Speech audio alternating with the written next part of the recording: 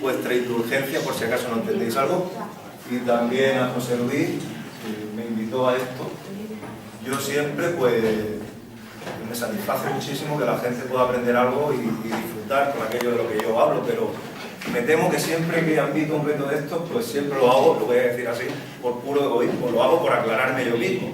Este tema de Nietzsche y Wagner, la música y lo dionisiaco, es un tema, es algo que yo siempre pues he querido investigar, trabajar, leer, tengo muchas cosas hechas, pero claro, desde el tiempo que él me lo propuso y luego también cuando me dijo que era para cuarto, pues de todo el material, todas las lecturas, pues he tenido que hacer una especie así de pastiche descafeinado, y ya de antemano si hay algo que no entendéis, pues en fin, algún día a lo mejor agradecéis que por lo menos os habéis dado cuenta de que hay alguien que piensa locura. La música y lo dionisiaco, Nietzsche y Wagner. Este señor es Nietzsche y este otro señor es Wagner. Sin música la vida sería un error. Eso es una cosa que dijo Nietzsche. Aquí tenía yo la cabalgata de las Valquirias precisamente, pero ha habido un problema y no lo he podido reproducir. Por lo cual hay unos cuantos vídeos de música que, en fin, lo cantaré, porque otra cosa no puedo hacer. Bien, aquí os doy unas pocas fotos y vamos a hablar un poco de la biografía de estos señores. Aquí están Nietzsche y Wagner, fueron amigos. El 8 de noviembre de 1868, Ottilie Brockhaus, a la sazón que era la hermana de Wagner, invitó en Leipzig, en una velada, en una tertulia que tenían los burgueses de aquella época, pues invitó al filósofo Nietzsche, que aún no era ni doctorado ni nada, tenía 24 años, y a Wagner. Wagner tenía entonces 55 años. Nietzsche ya admiraba muchísimo a Wagner. Nietzsche nace en el 1844, en Rocken, Sajonia. Se queda muy pronto huérfano de padre y se queda con su madre y dos hermanas que están medio perturbadas, dos tías que están medio perturbadas, y su hermana. Ese hecho le marca muchísimo. En su familia casi todos eran pastores protestantes y él, pues, ¿qué iba a ser el chaval? Pues habían pensado que fuese pastor protestante también. Y se va al prestigioso Gymnasium, que sería un liceo, pero aquí es un instituto, el Gymnasium de Forta. Habían estudiado ahí, pues, por ejemplo, Goethe, Fichte, era, digamos, para superdotados. Probablemente él, pues, fue enchufado por alguna beca y tal, como se había quedado huérfano, pues fue un gran académico, un brillante alumno.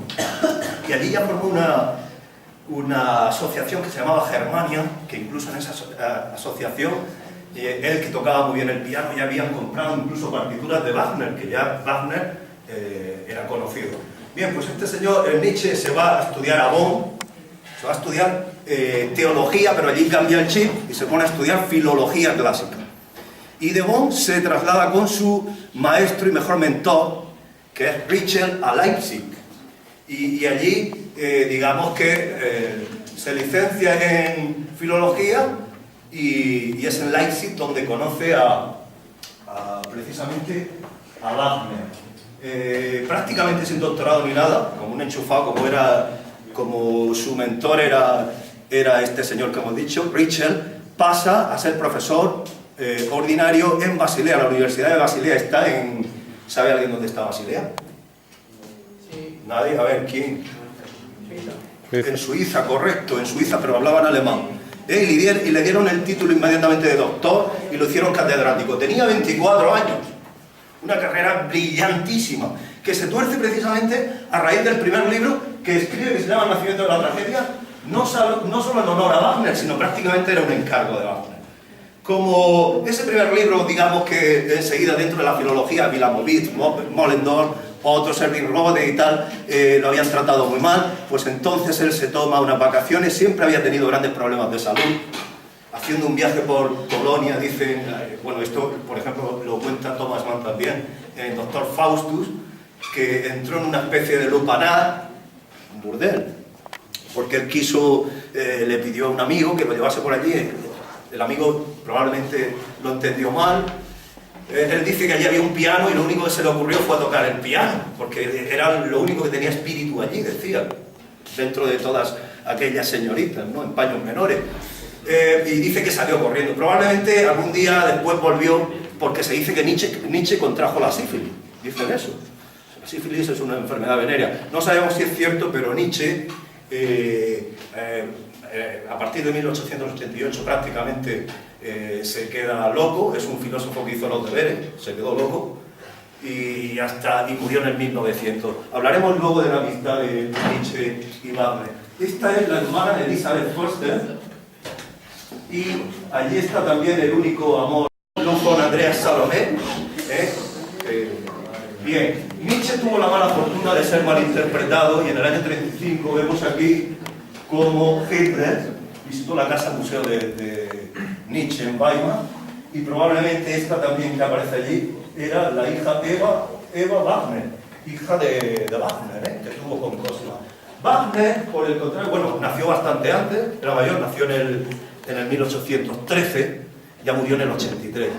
Wagner también nació en Leipzig, también se quedó muy pronto huérfano. Lo que pasa es que su madre se casó con un actor, músico, escritor, Ludwig Geiger, probablemente de origen judío, de ahí el antisemitismo de Wagner, habría que repasarlo y estudiarlo. Algunos dicen que era el hijo natural de este señor, pero bueno, también fallece pronto este señor, y todos sus hermanos, que eran, no sé si eran 8 o así, todos se dedicaron al mundo de la farándula. Albert, el mayor, dejó la carrera de medicina, se metió actor dramático, sus hermanas eran cantantes también de ópera, y él empezó pronto a estudiar música y a componer. No fue nunca un brillante músico en el sentido de que fuese un virtuoso de ningún instrumento, pero como compositor era genial.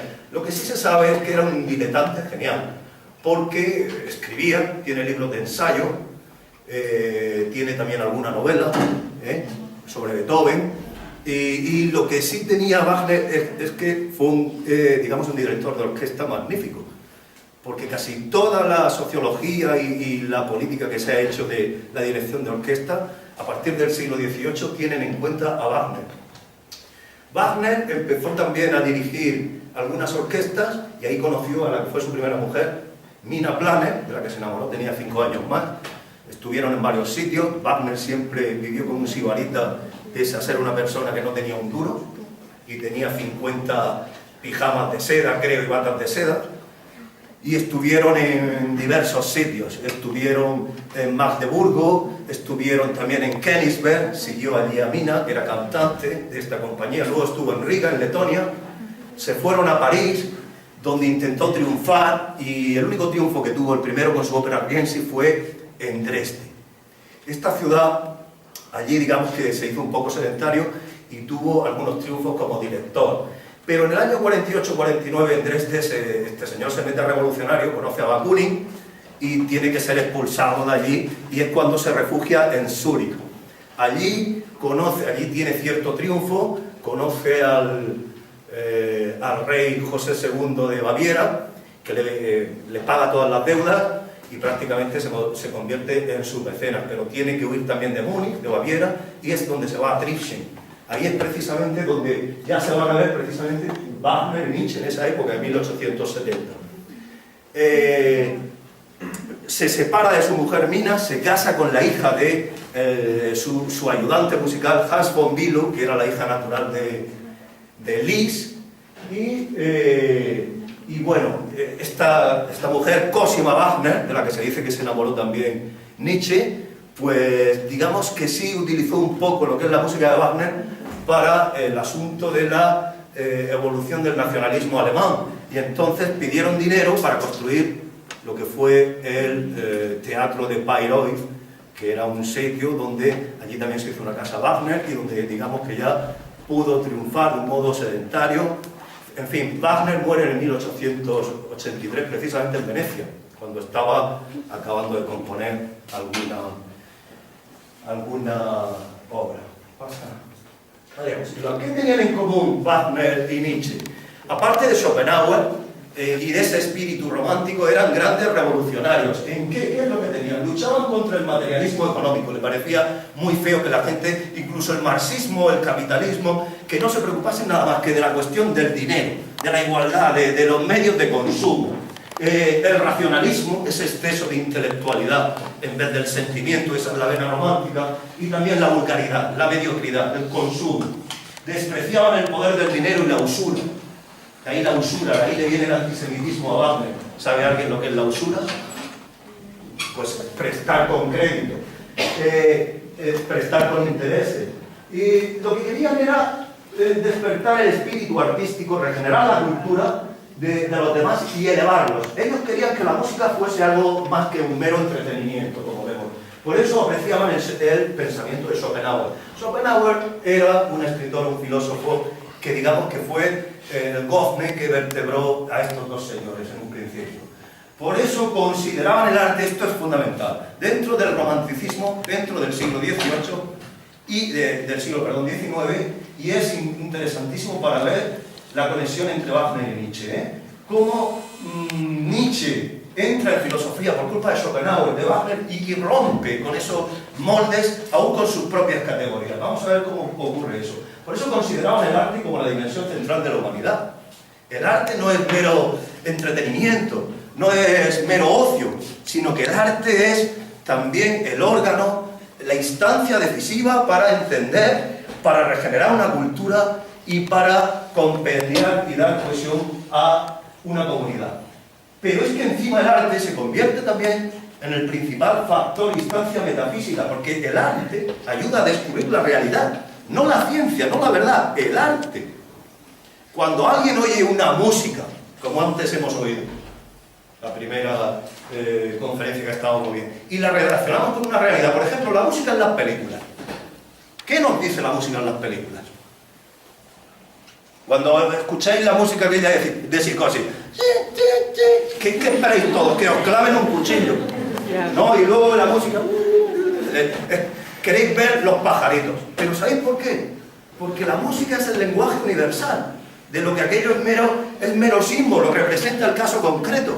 Pero la música es algo prelingüístico, preconceptual, que está más allá de lo que percibimos, de la apariencia. Aquí está el eco de Schopenhauer, ¿de acuerdo? Luego tenían en común sobre todo eso, la creación de una cultura, regenerar mitológicamente la unidad de Alemania, como veremos también, sobre todo en Wagner. Nietzsche luego rompe con todo esto, pero en Wagner está aún recrear una mitología. Es decir, Wagner quiere ser como un nuevo sacerdote, un nuevo Esquilo de la polis griega que quiera regenerar, dar cohesión a la cultura alemana. Sobre todo, vertebrando las instancias decisivas que rompían esas esferas, frente a la ópera italiana, frente a la ópera foránea también de Meyerbeer en Francia, en fin, pasa la... Bien, el nacimiento de la tragedia en el espíritu de la música, que reza el subtítulo, es el primer libro de Nietzsche, pero prácticamente el libreto se lo había dado Wagner, y si no se lo había dado, está ahí entre líneas, Wagner, y a través de Wagner, Schopenhauer. Bien, ¿qué se dice aquí? En este libro se habla de la metafísica del artista. Metafísica como aquella visión de lo que es la realidad, de aquel acceso a lo absoluto, más allá de lo que aquel dice o el otro dice, más allá de... Es decir, la verdad última del mundo nos la da el arte. Luego el arte no es una parte de la filosofía, es el paradigma de la filosofía. Y por lo tanto de la cultura. Porque la ciencia solo sirve para, digamos, desmembrar la comunidad, pero el arte sirve para cohesionar. Metafísica del artista, el arte nos comunica con lo auténticamente real, con la realidad en sí. A partir de categorías estéticas y psicológicas, sobre todo como van a ser Apolinio y Dionisíaco, luego lo vamos a ver, estas categorías se van a convertir también en instancias metafísicas, cosmológicas de la realidad. La realidad actúa con esas instancias. Veremos lo que es lo apolíneo y sobre todo lo dionisíaco, que es el tema de la conferencia. El artista, ¿qué es lo que hace? Realiza la misma actividad del mundo. El artista subjetivo es un mal artista. El artista en la instancia es el sacerdote, el oráculo de la realidad. Bien, por lo tanto el arte es el instrumento para intuir el uno primordial. Ahora veremos lo que es el uno primordial en Schopenhauer. El genio es un órgano de la voluntad. Lo que está más allá también del fenómeno, lo veremos ahora. El arte dionisíaco aparece sobre todo en la tragedia griega, pero sobre todo también en la música de Wagner. Para Nietzsche hay un salto entre la tragedia griega y la música de Wagner. Por eso Wagner es el nuevo Esquilo, el nuevo Sófocles, capaz de dotar de esas instancias culturales que necesitaba pues el mundo decadente de finisecundar en el siglo XIX. Pasa a la diapositiva. ¿Qué son Apolos y Dionisos? Esas instancias metafísicas, estéticas, psicológicas. Apolo es el dios de la luminosidad, el ensueño, la mesura, el orden, la forma, lo racional, lo figurativo, lo individual, lo que tiene una forma, un logos. Apolo era el dios de la resolución. Dioniso, el Baco griego. ¿Qué era el Baco? El dios de las borracheras, del vino, del canto, de la orgía, del perderse, la noche, la embriaguez, el caos, lo informe, lo irracional, el fluir, esa voluntad ciega que lo desperdiga todo. Pasa. Lo dionisiaco, lo uno primordial, lo que está más allá de los fenómenos, necesita en cuanto sufriente. Vamos a ver que para estos dos señores la realidad en sí está más allá de lo aparente, es un uno indivisible. Hay un eco en Schopenhauer, lo vamos a ver, de la filosofía hindú. Más allá, hay que romper el velo de Maya, de nuestra vida finita, de nuestras instancias, de nuestra individualidad, de nuestros deseos vanos, de nuestra lucha perdida de antemano, esa derrota. Bien, para ellos la música es la representación inmediata de la voluntad. En la música no estamos hablando solo nosotros, está hablando, se expresa la voluntad, es decir, la realidad en sí. Bien, la voluntad es obligada o está obligada a objetivarse en los fenómenos, en lo que vemos. ¿Por qué? Vamos a ver eso también, y sobre todo en el hombre. ¿Tiene algún afán Dios en crear el mundo? Si esto se puede expresar así, de este modo. Para Nietzsche la realidad no es un Dios, como vamos a ver luego. Pero aquí hay ecos hegelianos de que la realidad es un Dios que se tiene como que expresar. ¿Para qué hizo Dios el mundo? En fin, pero tal vez tenga ese afán estético de autorreconocerse. En el hombre la realidad se reconoce. Hay un observador, veremos eso, pero esos elementos sobre todo parten del idealismo y del romanticismo, sobre todo de Schlegel y sobre todo del último Schelling. La música libera a los sujetos de la voluntad. La música es la verdadera catarsis, el placer, más allá del deseo finito, del deseo de buscar aquello y lo otro. En la música encontramos la redención, que es la quietud, que es la compasión. Para Schopenhauer es la abnegación, incluso la abdicación de vivir, porque para Schopenhauer la vida es un negocio que no merece la pena.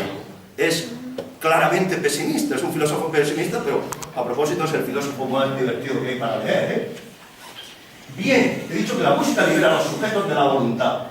Pérdida de individualidad. En la música nos enajenamos de nuestro yo y nos ligamos, nos hermanamos al todo. Nos vemos como hermanos, porque todos procedemos de ese uno y nos individualizamos. Y luchamos vanamente cuando todos somos parte de ese uno primordial. Pásala. En la tragedia griega será este fenómeno. Lo ve Nietzsche, porque hay todo parte de la música. Y el coro, él dice que eso es el origen de la tragedia. La música y el coro de los sátiros. El coro de los sátiros sueña, dice, no es el espectador perfecto como pensaba, por ejemplo, Schiller, por ejemplo, pensaba que ¿qué papel tiene el coro de los sátiros? No, es que parte todo ahí. La tragedia, que surge del ditirambo y del llambo, solo tiene un actor en un principio.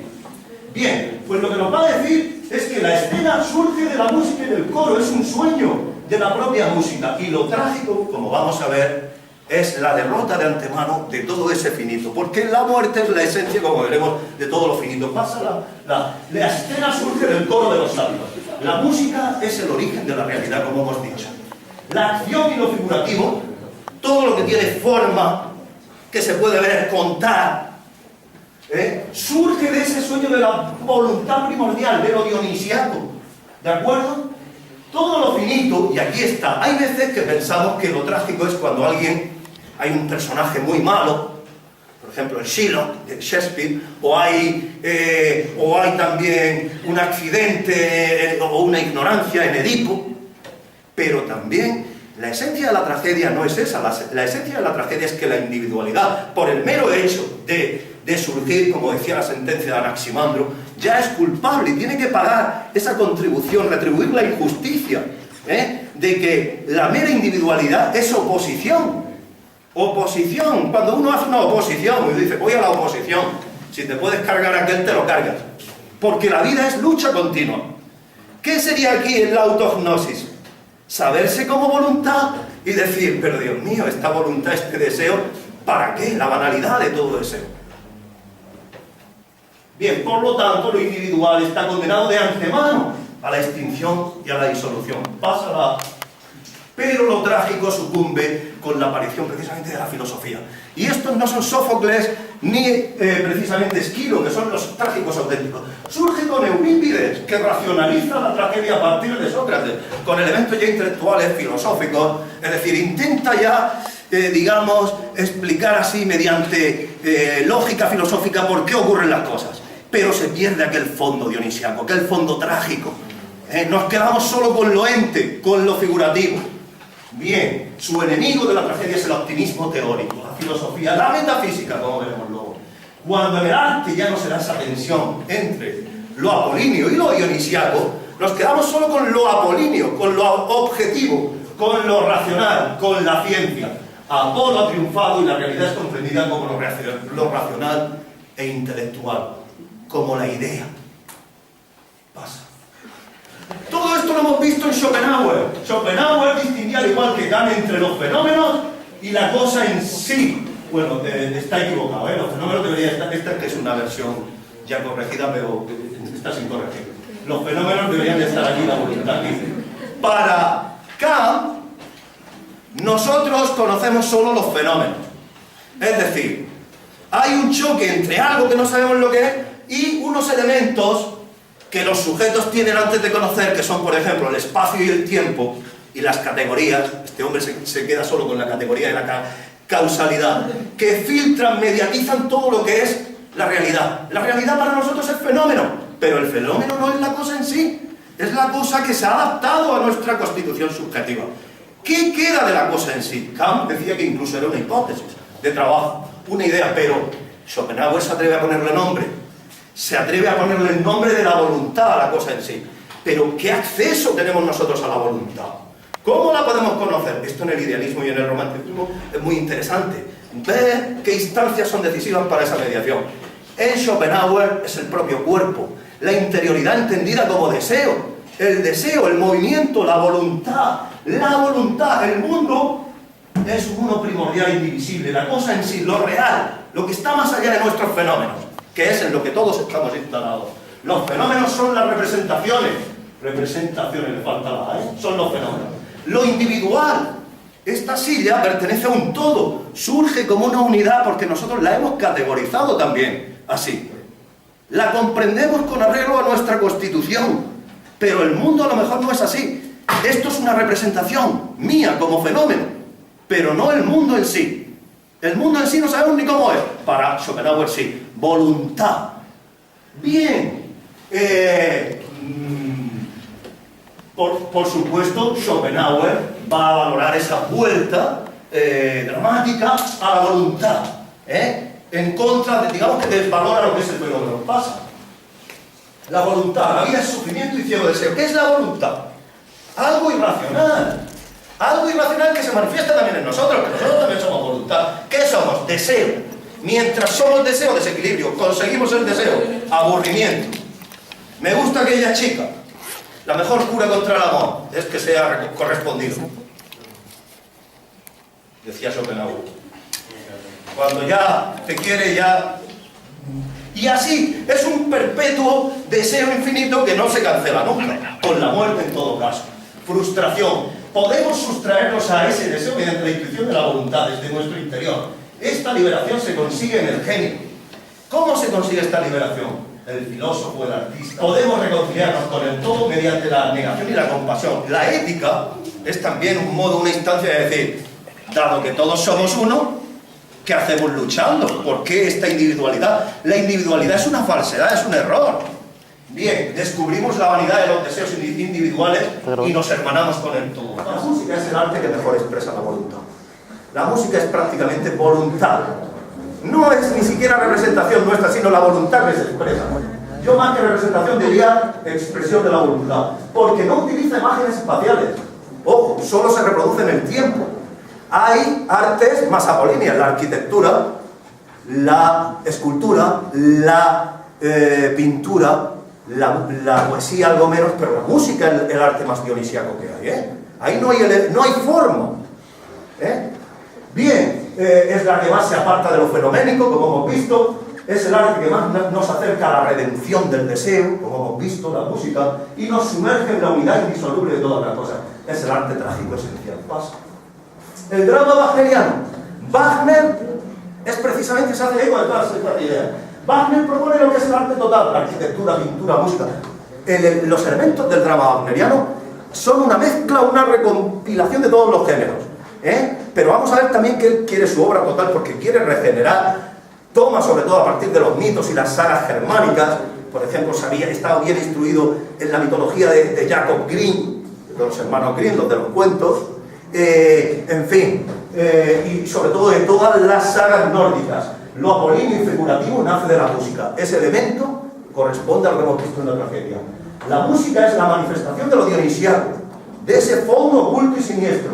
El arte no es solo entretenimiento, el arte es una nueva religión que regenera la cultura, que regenera la unidad de un pueblo.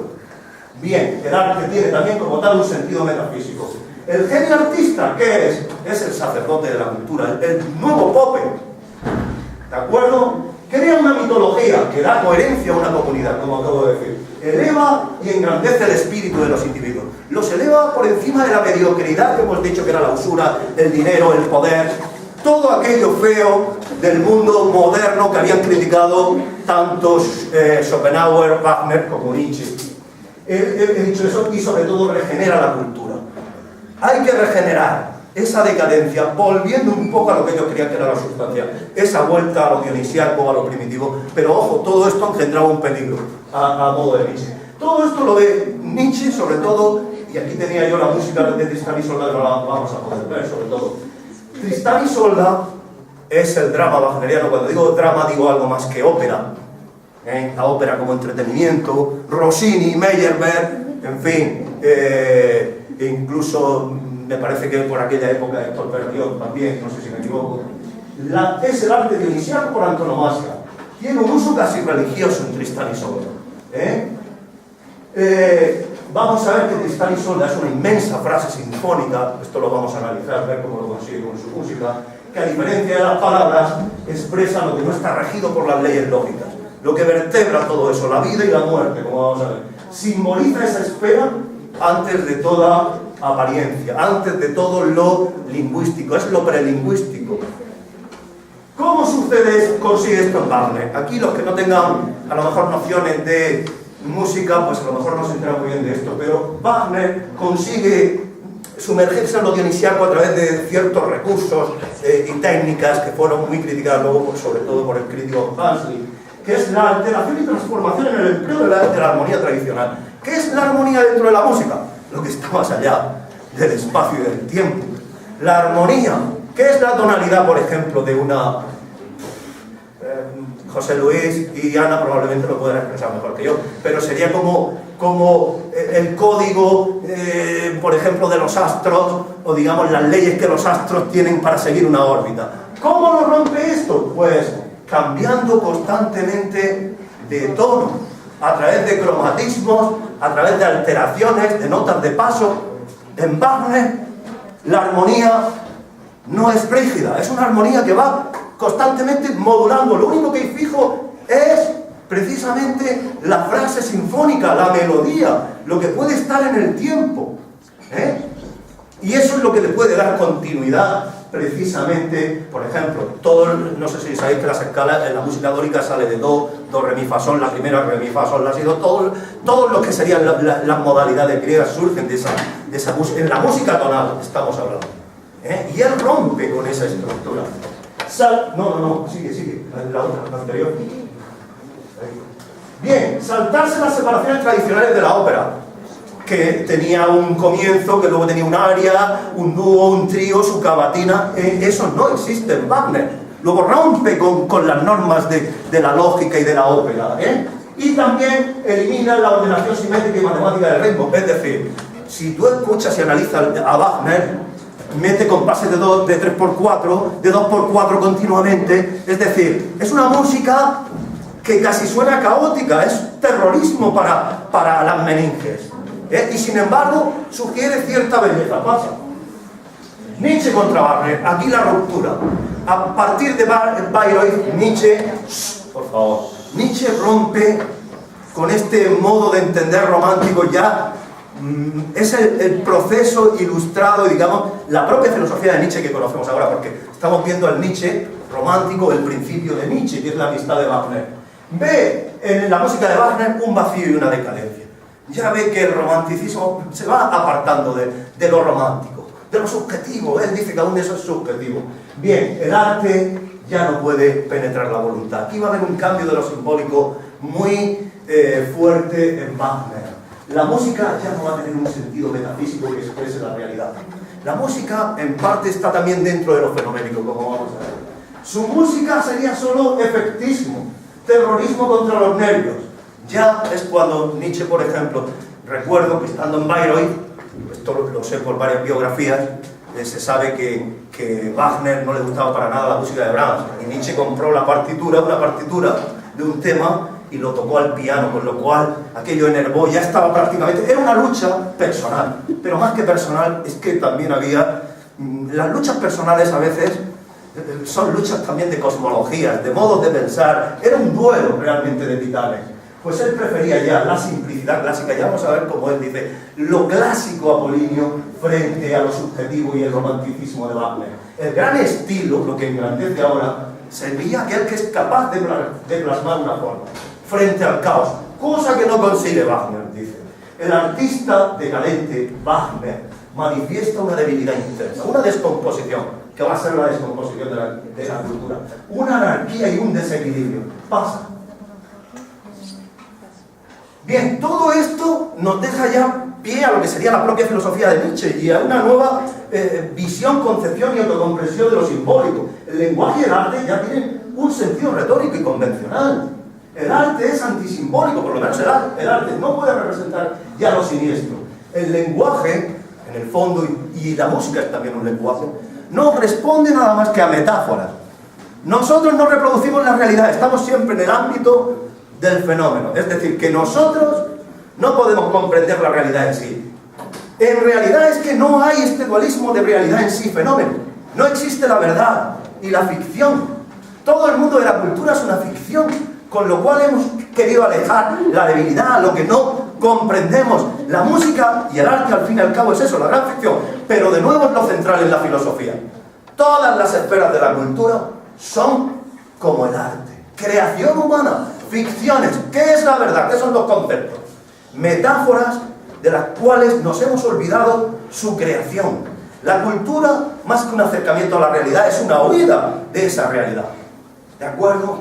Bien. El lenguaje surge de metáforas con las que respondemos a ciertos estímulos. En cierto modo, Nietzsche se convierte en un pragmatista. Ahora, el arte sigue siendo el fenómeno esencial y analógico. Todo es como el arte, todo es construcción, incluso la ciencia que pretende ver lo objetivo. La ciencia, en todo caso, sería el mito que genera más consenso. Los conceptos son ficciones que se consolidan, olvidándonos de su construcción metafórica. ¿De acuerdo? Nuestras construcciones culturales no son un espejo ni un descubrimiento de la realidad. Sí. Y ya accederíamos a los grandes temas de Nietzsche, que sería prácticamente imposible ya entrar por la materia y por todas las zonas del timbre, pero la muerte de Dios, el nihilismo, la falta de sentido, el superhombre, la próxima. Vamos a ver la muerte de... La música y la muerte de Dios, ¿cómo influye todo eso? Un gran tema de Nietzsche es la muerte de Dios. Si no hay verdad, la muerte de Dios no significa solo la muerte del Dios religioso, significa la muerte del sentido, la muerte de los objetivos, de las metas, de los ideales, de los valores, la muerte de la verdad, de la justicia, de la belleza, de la realidad en sí.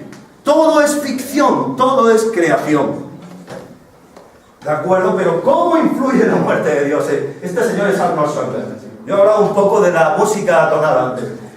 Nietzsche, que tocaba bien el piano, tiene algunas composiciones, y existen hasta unas grabaciones, se ve que no era un gran músico, pero en fin, Delius, compositor ya del siglo XX, compuso sobre algunos temas suyos. Strauss tiene una obra que se llama Also sprach Zarathustra, sí habló Zarathustra.